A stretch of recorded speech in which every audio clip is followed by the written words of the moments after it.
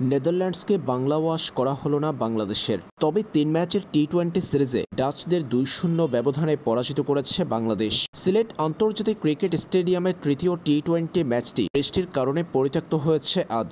শুরুতে ব্যাটিংয়ে যাওয়া বাংলাদেশ ১৮.২ ওভার পর্যন্ত ব্যাটিং করতে পেরেছেন এদিন। দফায় দফায় অন্তত ৩বার বৃষ্টির কারণে ম্যাচ বন্ধ হয়েছিল।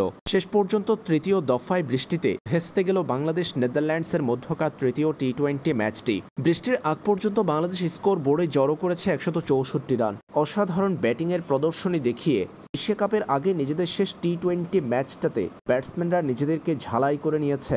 লিটন দাস আজও করেছেন দুর্দান্ত এক 50। নিজের আন্তর্জাতিক টি-২০ ক্যারিয়ারে ১৪তম 50-র দেখা পেয়েছেন লিটন। ৪৬ বলে খেলেছেন ৭৩ রানের ইনিংস, ১৫৮ স্ট্রাইক রেটে ৪ ছক্কা ৬ চারে।